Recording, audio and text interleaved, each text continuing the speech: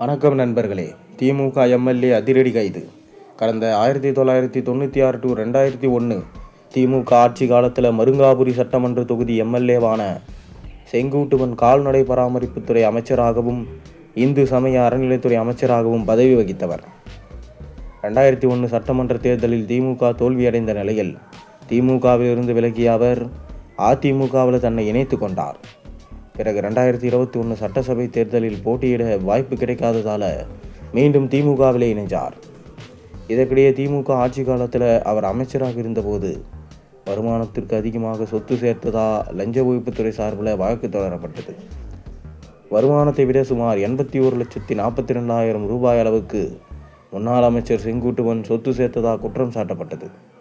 அது மட்டுமில்லாமல் அவரது மகன்கள் பன்னீர்செல்வம், சக்திவேல், மகள் மீனாட்சி, மருமகன் ராஜலிங்கம், செங்குட்டுவனின் சகோதரரின் மகளான வள்ளி ஆகியோருக்கு எதிராக லஞ்ச ஒழிப்புத்துறை வழக்கு பதிவு செஞ்சாங்க. இந்த வழக்கின் விசாரணை திருச்சி முதன்மை அமர்வு நீதிமன்றத்தில் நடைபெற்று வந்த நிலையில் அமைச்சர் செங்குட்டுவனும் அவரது மருமகனுமான ராஜலிங்கமும் உயிரிழந்தாங்க. இதையடுத்து அவர்கள் மீதான குற்றச்சாட்டுகள் நீதிமன்றத்தால் கைவிடப்பட்டது. அதே நேரத்தில் மற்றவர்கள் மீதான வழக்கு தொடர்ந்து நடத்தப்பட்டு வந்த நிலையில் முன்னாள் அமைச்சர் செங்குட்டுவனின் மகன்களான பன்னீர்செல்வம், சக்திவேல், மகள் மீனாட்சி, சகோதரியின் மகள் வள்ளி ஆகிய 4 பேரும் குற்றவாளிகள் என நீதிமன்றம் தீர்ப்பளித்தது. அனைவருக்கும் 3 ஆண்டுகள் சிறை தண்டனையோடு தலா 2,000 ரூபாய் அபராதம் விதிக்கப்பட்டது. இந்த தீர்ப்பு கடந்த 2023 ஆண்டு அக்டோபர் மாதம் வெளியானது. இதற்கிடையே இந்த தீர்ப்பை எதிர்த்து பன்னீர்செல்வம், சக்திவேல், மீனாட்சி, வள்ளி ஆகிய 4 பேரும் சென்னை உயர்நீதிமன்றத்தில் வழக்கு தொடர்ந்தாங்க. லஞ்ச ஒழிப்புத்துறை மற்றும் தண்டனை பெற்றவர்கள் தரப்பு தங்கள் வாதங்களை முன்வச்சாங்க. அனைத்து தரப்பு வாதங்களையும் நிறைவடைந்த நிலையில் கடந்த ஆகஸ்ட் 17ஆம் தேதி தீர்ப்பு வழங்கப்பட்டது.